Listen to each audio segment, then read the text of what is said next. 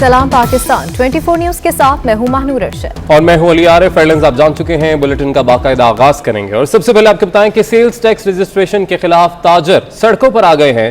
इस्लामाबाद में ऑल पाकिस्तान अंजुमन ताजरान का FBR के खिलाफ एहतजाजी मुजाहरा जारी है।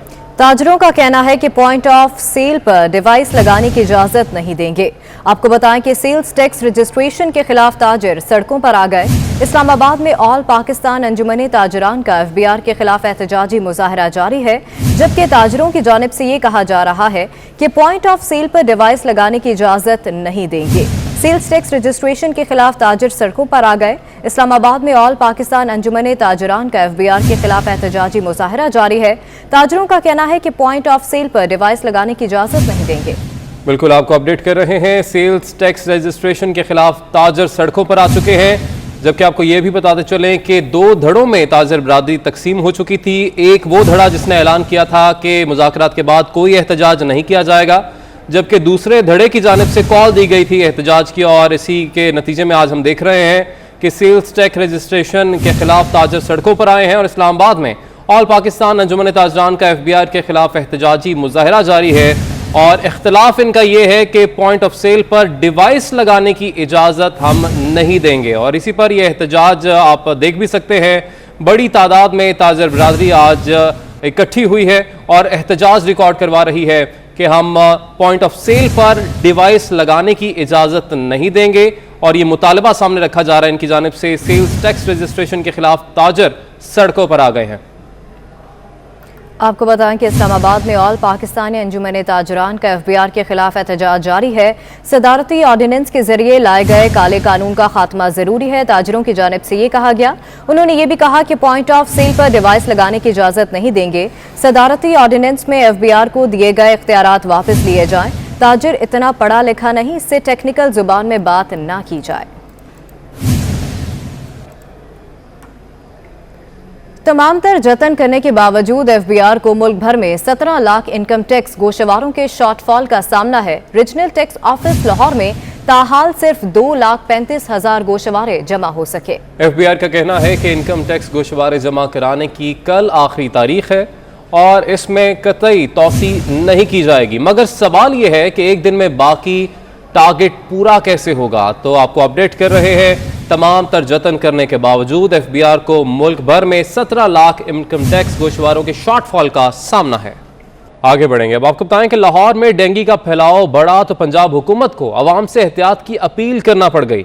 वज़ीर सेहत यास्मीन राशिद कहती हैं कि कोरोना की तरह डेंगू मुसीबत बन गया है। तफसीलात के लिए ये रिपोर्ट देखिए। और डेंगू के वार पंजाब में तेज हैं और लाहौर पिछले 24 घंटों के दौरान सूबा भर में डेंगू के 136 मरीज सामने आ गए, जिनमें से 103 केसेस लाहौर में रिपोर्ट हुए। रवा बरस अब तक पंजाब के 1436 केसेस में से 1180 लाहौर के हैं। आपको बताएं कि डेंगू के वार पंजाब में तेज हैं, जबकि लाहौर में बहुत तेज। गुज़िश्ता 24 घंटों के दौरान सूबा भर में डेंगू के 136 मरीज सामने आए, जिनमें से 103 केसेस लाहौर में रिपोर्ट हुए। रवा बरस अब तक पंजाब के 1436 केसेस में से 1180 लाहौर के हैं।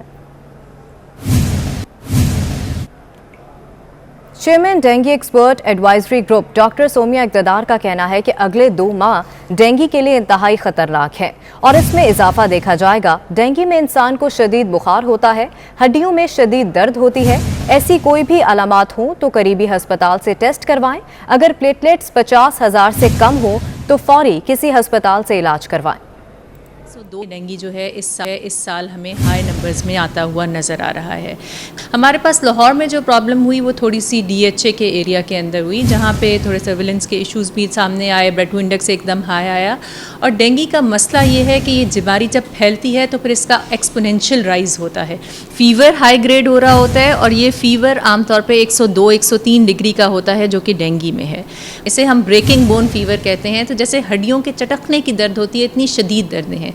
आँखों के पीछे दर्द और सर में दर्द, जिस्म पे किसी धब्बे का नमूदार होना या रैश का बनना, जिस्म के किसी हिस्से से खून आना, पेट में दर्द, उल्टी और मतली की कैफियत, ये कुछ अलामात हैं जो डेंगू के डायग्नोसिस की तरफ हमें शुबा डालती हैं। आज रात से शहर कायद समेत सिंध के मुख्तलिफ अजला में मूसलाधार बारिश का इम्कान है, जबकि समंदर में तुग़यानी का भी खतरा पैदा हो गया है। चीफ मेट्रोलॉजिस्ट ने खबरदार करते हुए माहिगीरों को खुले समंदर में ना जाने की हिदायत कर दी है। तफसीलात के लिए रबिया खान की रिपोर्ट। कराची वाले हो जाएं तैयार, शहर में होगी मूसलाधार बरसात। चीफ मेट्रोलॉजिस्ट सरदार सरफराज का कहना है कि रात तक समुद्री तूफान गुलाब के जेर असर हवा का कम दबाव इंडियन गुजरात से समंदर में दाखिल होकर मजीद ताकतवर हो जाएगा, जिसके बायस कल से कराची में शदीद बारिशों का इम्कान है। लो प्रेशर एरिया जो कराची और बाकी सिंध और बलूचिस्तान के साहिली इलाकों में बारिश के बायस बनने जा रहा है। कल से तेज बारिश का इम्कान है। हवाएं भी चलेंगी जोरदार, आंधी से दरख्त और साइन बोर्ड गिरने का भी खतरा है। तो गियानी के बायस माहिगीरों को 3 अक्टूबर तक समंदर में ना जाने की हिदायत भी कर दी गई। अर्बन फ्लडिंग किसी सूरत हाल पैदा हो जाए, तेज हवाएं चलेंगी, आंधी और झक्कड़ चल सकते हैं। कल और परसों खासकर जो स्पेल है बड़ा हैवी स्पेल है, तो उसके साथ साथ झक्कड़ भी चल सकते हैं। 35 से 40 नॉटिकल माइल की स्पीड से हवाएं चल सकती हैं। और समंदर भी काफ़ी रफ रहेगा, समंदर में तो गियानी रहेगी, इसलिए कि लो प्रेशर एरिया खासा शिद्दत वाला होगा। शहर कायद समेत सिंध के मुख्तलिफ अजला में अर्बन फ्लडिंग का भी खदशा है। डिजास्टर मैनेजमेंट अथॉरिटी ने भी अलर्ट जारी कर दिया। अब आपको बताएं कि इंटरबैंक के बाद ओपन मार्केट में डॉलर नई बुलंद तरीन सतह पर पहुंच गया है। ओपन मार्केट में डॉलर 50 पैसे महंगा होने के बाद 172 रुपए 50 पैसे की नई बुलंद तरीन सतह पर बंद हुआ है।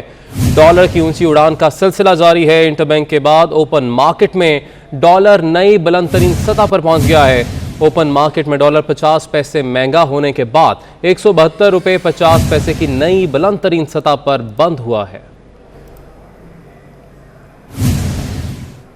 आपको बताएं कि सोने की कीमत में भी इजाफा हो गया। फी तोला सोना 400 रुपए महंगा होकर 1,13,700 रुपए का हो गया। 10 ग्राम सोना 344 रुपए महंगा होकर 97,480 रुपए का हो गया है। आपको बताएं कि सोने की कीमत में भी इजाफा हो गया। फी तोला सोना 400 रुपए महंगा होकर 1,13,700 रुपए का हो गया। 10 ग्राम सोना 344 रुपए महंगा होकर 97,480 रुपए का हो गया। कौमी असम्बली का एक दिन का खर्चा 2 करोड़ 27 लाख रुपए, जबकि कौरम पूरा न होने पर गुज़िश्ता एक हफ्ते में कौमी खजाने को 15 करोड़ से ज़ायद का चूना लगाया गया। असम्बली में मुसलसल कौरम टूटने का ये मामला अरकान का हाजिरी रजिस्टर कुछ और ही कहानी बताने लगा। यहाँ हाजिरी कौरम से ज़्यादा निकली। अरकान TADA के लिए हाजिरी लगाकर ऐवान से चले जाते हैं। ज़राए की जानिब से ये दावा किया जा रहा है। कौमी असम्बली का एक दिन का खर्चा 2 करोड़ 27 लाख रुपए है। कोरम पूरा न होने से गुज़िश्ता एक हफ्ते में कौमी खजाने को 15 करोड़ से जायद का चूना लगाया गया। कौमी असम्बली में मुसलसल कोरम टूटने का मामला जो हर अहम मौके पर आड़े आ जाता है। चौथे पार्लिमानी साल के पहले हफ्ते में हर रोज कोरम टूटा, मगर अरकान के हाजिरी रजिस्टर ने कुछ और ही कहानी बेनकाब कर दी। अरकान के हाजिरी रजिस्टर्ड में हाजिरी कोरम से भी ज्यादा निकली। ज़राए कौमी असम्बली के मुताबिक हाजिरी रिकॉर्ड के मुताबिक एक हफ्ते में 150 से जायद अरकान ऐवान में गए। हुकूमत कोरम के लिए दरकार 86 अरकान पूरे करने में नाकाम रही। ज़राए के मुताबिक अरकान TADA के लिए हाजिरी लगाकर ऐवान से चले जाते हैं। एक रुकन को एक दिन इजलास में शिरकत करने पर 7 से 8 हजार रुपए TADA मिलता है। खवातीन अरकान के ऐवान में हाजिरी बाज मौकों पर मर्द अरकान से ज्यादा रही।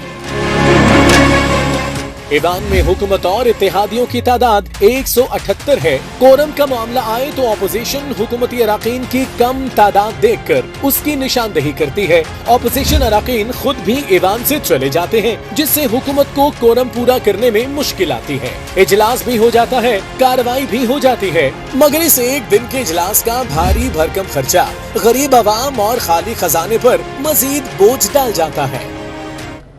शहबाज शरीफ कहते हैं कि अपने बेटे के अकाउंट में पैसे ना डालता तो क्या शहजाद अकबर के अकाउंट में पैसे डालता।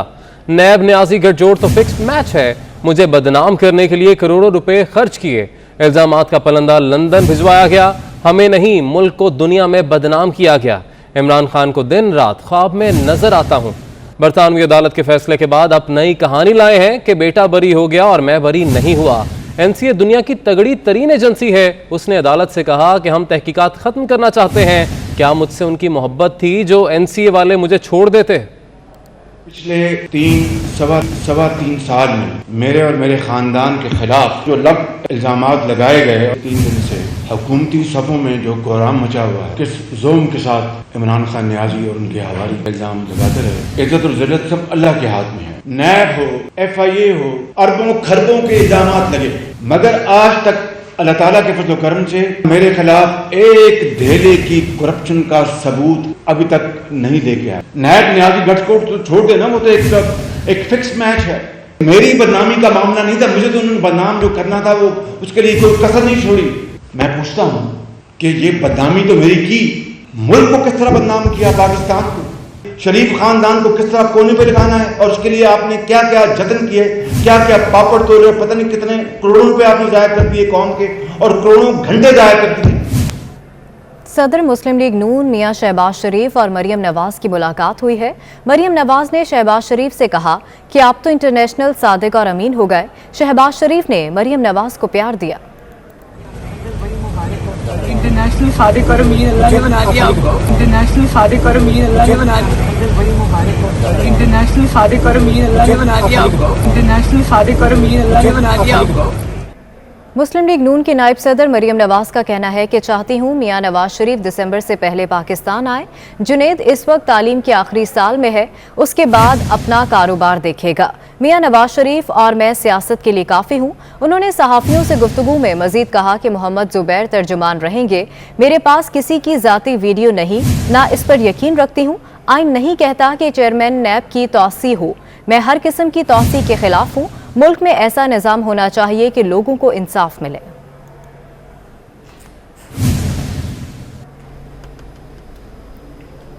और इसके साथ ही न्यूज़ स्टूडियो से फिल वक्त इतना ही। एक ब्रेक के बाद हेडलाइंस।